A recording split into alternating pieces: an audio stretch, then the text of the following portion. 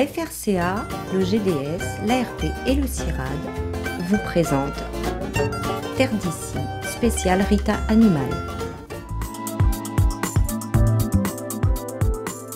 Il arrive directement de l'ITSAP, l'Institut technique et scientifique de l'apiculture et de la pollinisation basé à Avignon.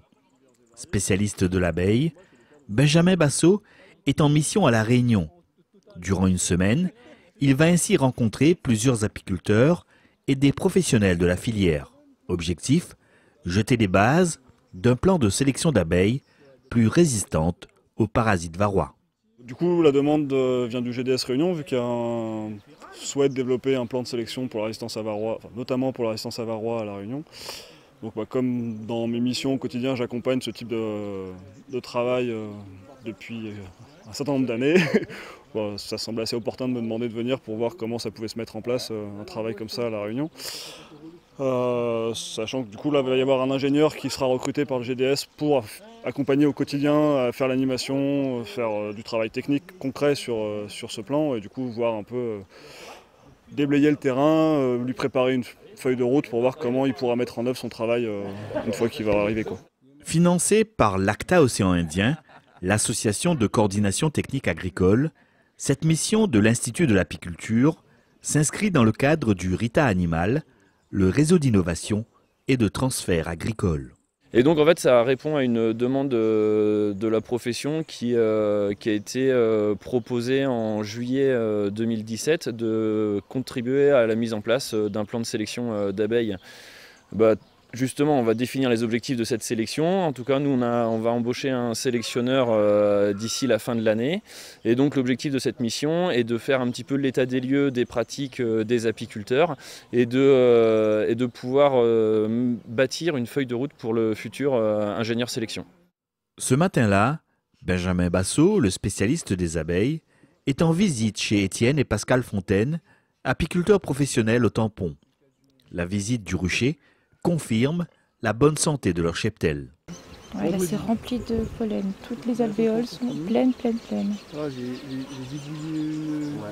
C'est un bon signe. Ah ouais. Sauce de protéines, excellent. Très bonne éleveuse, ouais. Putain, mais c'est hyper populaire là. Il faut de la bombe. Ouais, je vois ça, ouais. Tu calcules quoi là? Il joue avec Nidgap, t'es là. Mais du coup, ici ça ne fonctionne pas avec les systèmes de starter, des trucs comme ça, vous faites directement. Après, moi c'est ma manière. Hein. Moi, mes éleveuses sont. À 31 ans, Étienne Fontaine avait depuis toujours en lui les gènes de l'apiculture. C'est ça, depuis tout petit, je suis dans les pattes de papa et dans les ruches. Le nez dans les ruches aussi, également. Pourtant, c'est dans un tout autre domaine que le jeune homme effectuera ses études. Dans tout ce qui est mécanique, électrotechnique et électronique aussi. Et après, de fil en aiguille, les abeilles, voilà, me manquaient. Et puis je suis retombé dedans.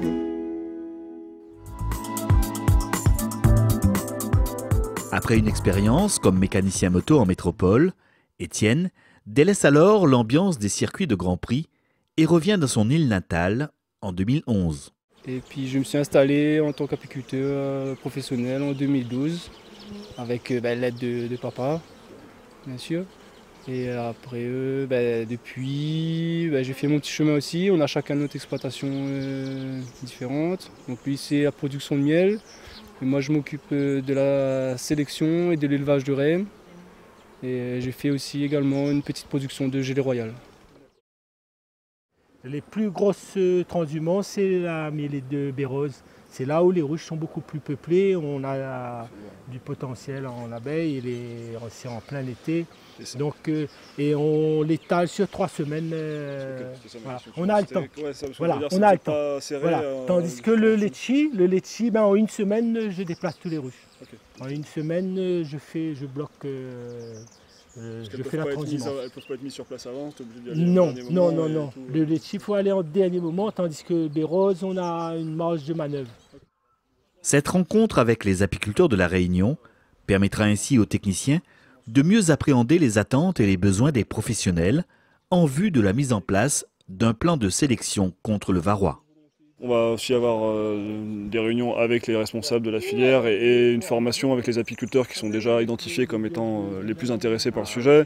Donc commencer déjà à former, préparer le terrain et voir avec la filière les objectifs qu'ils vont vouloir développer en premier, parce qu'on parle de résistance à varroa, mais comme on l'a déjà dit là, les abeilles qui font que résister à varroa mais qui ne produisent pas, ça ne va pas les intéresser, donc il faut réfléchir correctement.